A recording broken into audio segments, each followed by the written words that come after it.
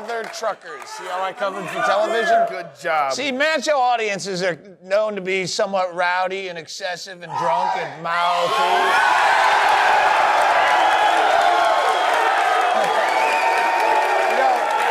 You may think that you're badass hecklers, but I just came up against the most brutal heckler I have ever come up against in 13 years of comedy. I was in Minneapolis, and there was a guy yelling at me from a chair with no arms and no legs. There is nothing in the world that you can say to come back without looking like a completely insensitive ass bag. What are you gonna do? I don't come down to where you work and pull the catheter out of your piss bag while you're broken-hearted in a chair. It just goes to show that certain people can get away with things in society. Like, for example, people think that the biggest benefit to being handicapped is parking.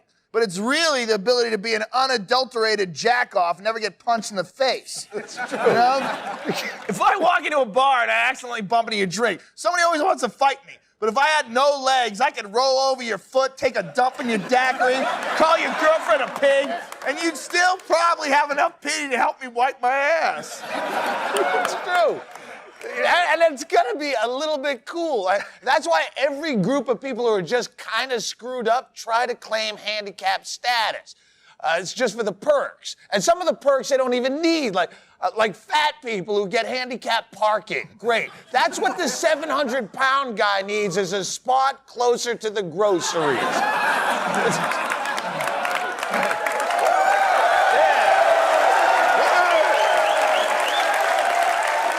Now, some people try to say that alcoholism is a disease. So you let them off the hook for being sloppy drunks. But unless you got so drunk that you got cerebral palsy, don't think I won't punch you in the neck for being a dildo.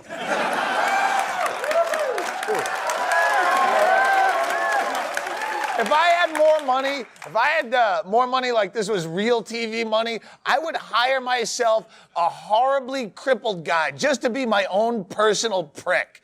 A guy that's so wrecked that no one could possibly say anything back to him. You could get pulled over and have the guy lean out the window and tell a cop, "Hey, why don't you go cavity search yourself, you mother..."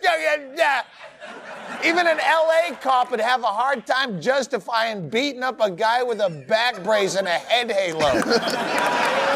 Unfortunately, there aren't personal pricks, so we settled for the next best thing. A singing blind guy with an earpiece. We set up on the boardwalk at Venice Beach and secretly relayed messages to our man show blind guy so that he could heckle unsuspecting pedestrians.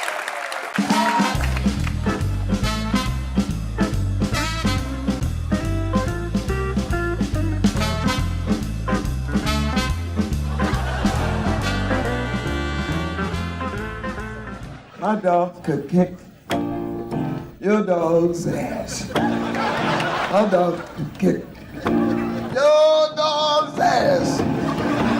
Sarah, Mama's gonna kill you when she sees your tattoo.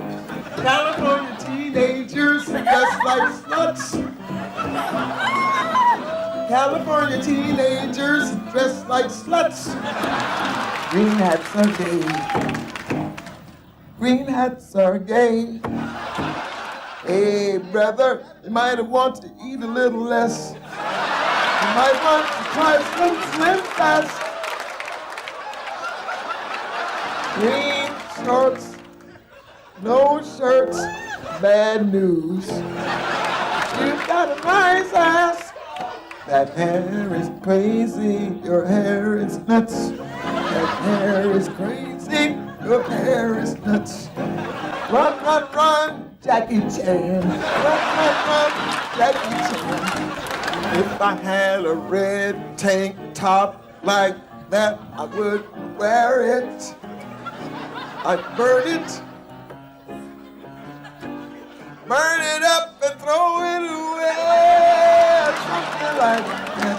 Going on vacation with your parents really sucks.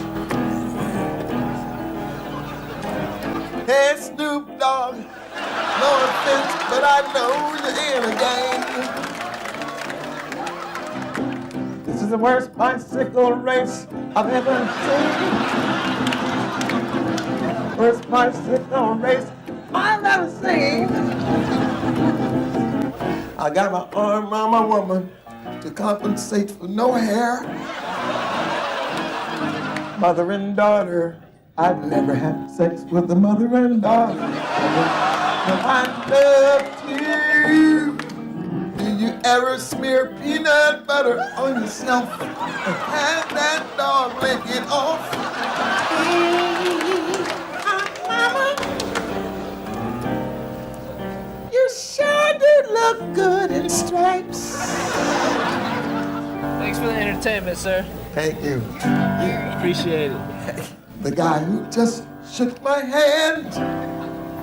I wanna fight you for your woman. I wanna fight you like a crazy blind man should.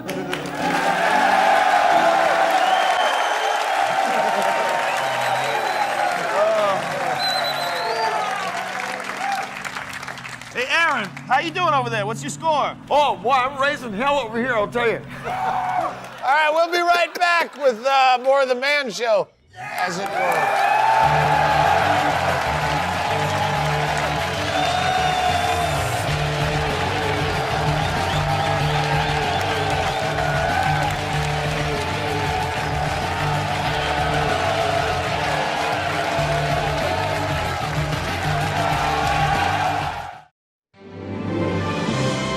Last April, mountain climber Alan Johnston was hiking when he fell and his arm became trapped under an 800-pound boulder. After 5 days and countless attempts to dislodge himself, he was confronted with a grim choice: cut off his arm or die. The decision he made that day has earned Alan Johnston the title Man Show Man.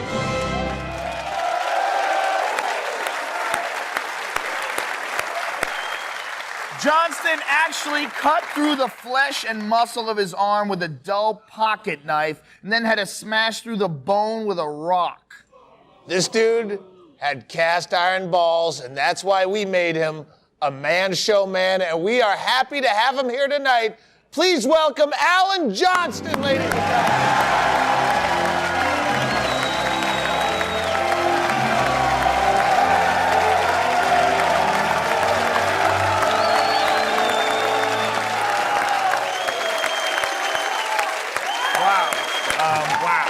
Alan, welcome to the Man Show. Thank you.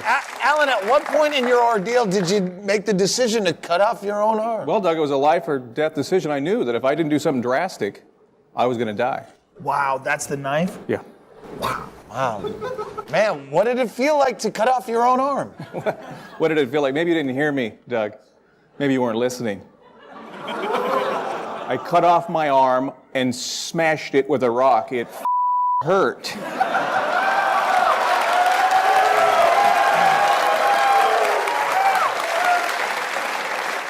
You know, I mean, we feel bad about what happened to you, but I gotta say, man, you are a badass, dude. I mean, you cut off your own arm. You're a man's man. I bet there's just a lot of chicks just throwing themselves at you. Yeah, you know, a lot of you two-arm guys think that, but let me give you the one-arm truth. Chicks don't dig a stump. You know who likes a stump? Gay dudes. All that, and you haven't gotten any poon out of the deal. Well, I did hook up with one girl, but I told her I lost the arm in 9/11. Wow. So, have you been able to work since the accident? No, I haven't. I was in modeling. I was a left-hand model. Yeah, that's tough, but insurance had to help cover some of the medical bills, right? No, they're refusing to pay. Apparently, self-surgery isn't covered in my plan. And even if it were, I'm not one of their approved providers. Wow. Man, that sucks. I mean, you can't get a break, can you? You know, no job, no insurance, no girls. No arm. I mean, I guess times like this, you seek comfort in your family. Well, actually, they're afraid of the stump. My little 6-year-old daughter is just horrified by it. The first time she saw it, she kept crying and crying. She finally stopped because she had to vomit. Wow, that's cool. You know, we've got a great treat set up for you. We're really excited. Here on the phone, live from London, it's Rick Allen, the one-armed drummer from Def Leppard. Hey, mate. Hey, mate. How's it going? Welcome to the club, mate. Thanks. Hey, you know, you seem like a pretty good bloke, you know? Maybe we should get together sometime. Maybe we could, I don't know, clap, or, maybe we could, open a jar, or perhaps have some corn on the cob or something. Yeah, I'll think about it. Anyway, mate, you know, give us a ring when you're over on this side of the pond, and, once again, welcome to the club. Cheers. You seem like a nice guy. Well, Alan, it's been a pleasure having you here. And actually, we got you some gifts. A book entitled Chicken Soup for the Soul of the Guy Who Cut Off His Own Arm. That's a great book. It's got a lot of whimsy. You're gonna love it. Thanks. All I need now is chicken soup for the guy who has a gun in his mouth. Oh. Well, and, you know, because a hero like you shouldn't walk around, you know, with like an ugly stump, we got you a cap for your, you know, when you take it off, so it just looks smoother. It's a nice smooth stump to put on your thing. What? Is there something wrong with my stump? Come on, man, it's kind of scary. You got like that whole turkey leg thing hanging off of that. You mother. All right, be cool.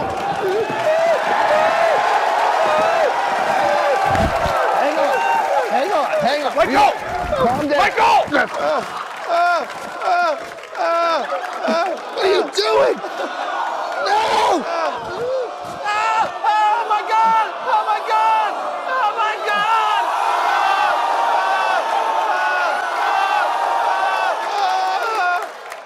Now I can do Oprah. When we come back, two of my favorite things, midgets and porn!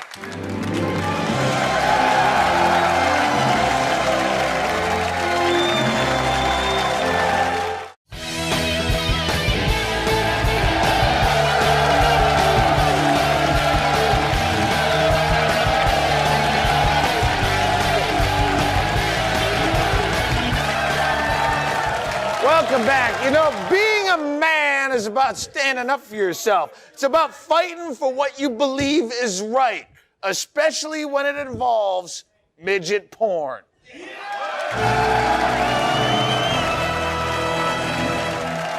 Several months ago, I ordered a Jack flick called Sexual Experiences with Midgets.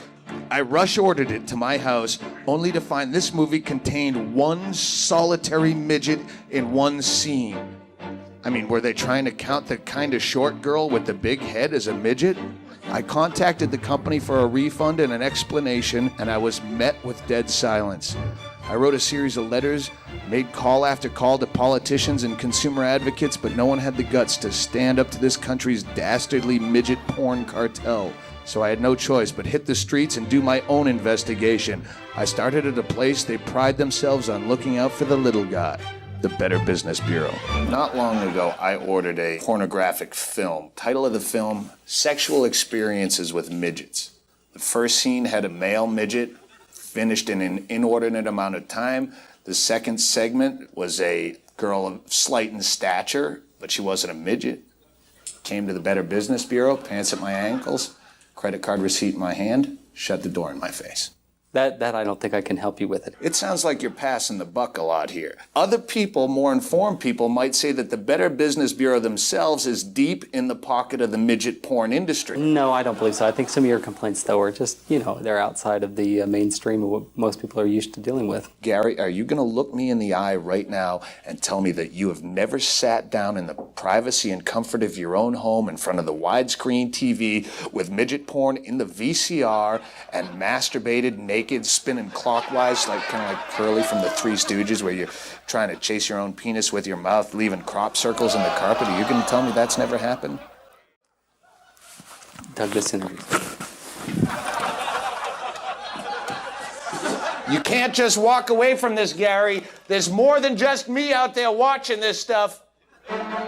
We needed a porn industry insider who would be a man and wasn't afraid to talk. Now we're calling in the big guns, top of the food chain, the king of porn himself, Larry Flint. Well, First of all, I would say you got ripped off. Yes, I did. You should have bought a hustler video, because when we use midgets, we always make sure there's at least 2. See, that's quality. That's quality control. It's a businessman who cares about his product just for our right to blow a nut to a decent magazine. And I'd like to ask if I could smell your fingers. I just came from the studio today. Today, I am a man. After smelling Larry Flint's fingers, I knew exactly what I needed to do next. So I went to a doctor and got treated for nose herpes. Then I went back to the quest for midget porn justice with a visit to the former mayor of Santa Monica, Michael Feinstein. Why is it that no consumer advocacy group, no government branch is willing to help me find recourse on what was an obvious burn in midget-related porn?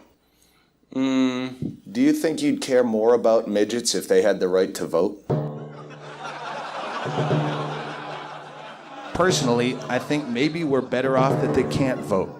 Anyway, I felt it was time to get a little person's perspective on this, so I sat down for an interview with major midget porn star Bridget the Midget. If a movie is going to represent itself as having midgets, plural, it should have at least 2 midgets, don't you think? I would hope Then let so. me ask you this, Bridget. You did a movie called Double Midgetation. Yeah. It says on the box, a crash landing on Earth of a spaceship Yeah. with 2 midgets. Yeah. Bridget, look me in the eye and tell me how many midgets were in that movie. I played 2 character You roles. played 2 midgets, but there was only 1 midget. Come on, like in the porn, you know. Impeach Bush! Impeach Bush! Impeach Bush! I'm going straight to the top. It's time someone did something about it. I don't know what these people are all about, but I'm sure it's related. Wherever there is injustice in the porn industry, you can count on me, Doug Stanhope, to be there to fight for you when you're too ashamed to do it yourself. Doug, you are truly the Rosa Parks of midget porn. Thank you very much. Stick around. There's more Mad Show right around the corner.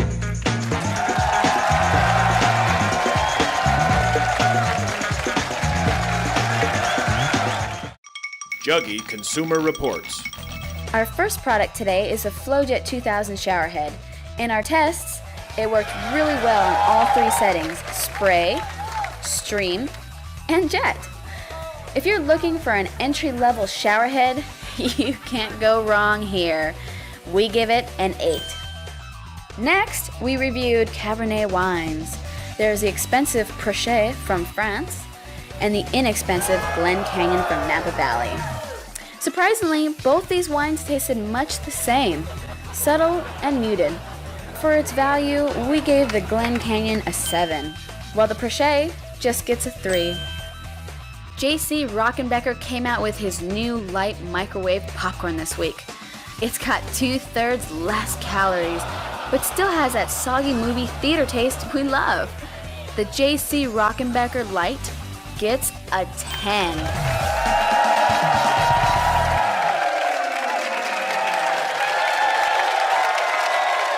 That's all the time we have. Girls on trampolines,